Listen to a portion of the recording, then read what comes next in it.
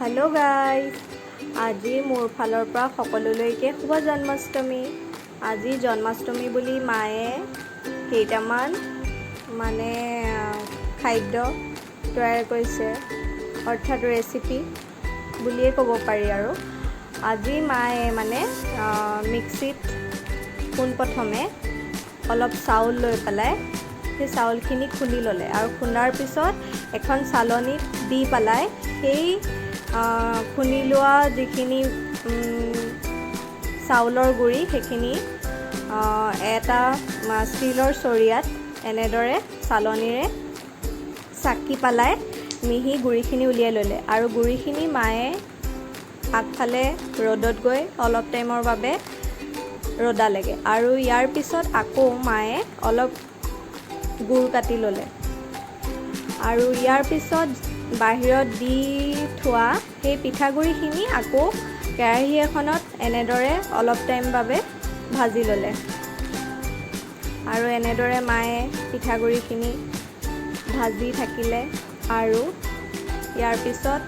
কেইটামান জালুকো সেই কেৰাহীতে অলপ ভাজি ল'লে। ভজাৰ পিছত খুন্দনাত খুন্দি ল'লে আৰু আকৌ সেই কেৰাহীখনত অলপ ঘিউ দি তাত অলপ কাটি থোৱা গুড় দি পেলাই সেই কেৰাহীখনতে আকৌ হাতাৰে এনেদৰে লৰাই থাকিলে আৰু এনেদৰে লৰাই শেষত দেখিছেনে একদম গুড়খিনি পূৰা ঘিউখিনিত গলি গ'ল আৰু এনেদৰে লৰাই থাকোঁতে ইয়াৰ ওপৰত সেই খুন্দি থোৱা জালুকখিনি দি দিলে আৰু এনেকৈ আকৌ লৰাই আকৌ মায়ে ঘিউ এচামুচ আকৌ দি দিছে আৰু ঘিউখিনি এনেদৰে গুড়খিনিৰ ওপৰত লৰাই থাকিলে আৰু সেই ভাজি থোৱা পিঠাগুড়িখিনি তাত আকৌ কেৰাহীত দি দিলে আৰু এনেদৰে মায়ে লৰাই থাকিলে আৰু লৰাই শেষত কেৰাহীখন নমাই আনিলে আৰু এনেদৰে দেখিছেনে মায়ে কেৰাহীখন তলত থৈ পেলাই মায়েও এনেকৈ বহি লৈছে দেই। বহি পেলাই দেখিছেনে কি কৰিছে, মায়ে এই কেৰাহীখনৰ পৰা ঠাণ্ডা হৈ যোৱা পিঠাগুড়িখিনিৰ পৰা এটা এটাকৈ কি ধুনীয়া লাডু বনাইছে আৰু এনেকুৱা লাগিছে দেখিয়ে যে লাডুটো খাই চাগে কেনেকুৱা টেষ্টি হ'ব, কিন্তু উপায় নাই, এতিয়াতো খাব নোৱাৰি ন। কিন্তু একো নাই দিয়ক, এনেও অলপ পিছতেতো খোৱাই হ'ব আৰু লাষ্টত দেখিছেনে কি ধুনীয়া মায়ে গোটেই প্লেটখন লাডুৰে ভৰাই দিলে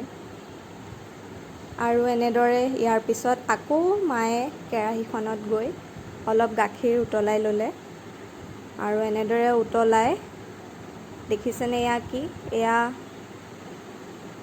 আঙুলি পিঠা বুলি কয়। আঙুলি পিঠা সেই গৰম কৰা গাখীৰখিনিৰ ওপৰত দি দিলে আৰু ঘিউ তাৰ ওপৰত অলপ কাজু বাদাম আৰু লগতে অকণমান চেনি দি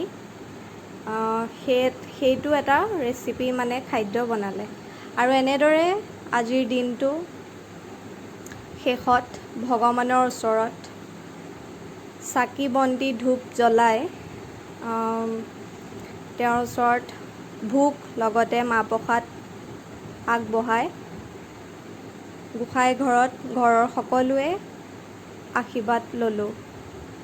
ধন্যবাদ।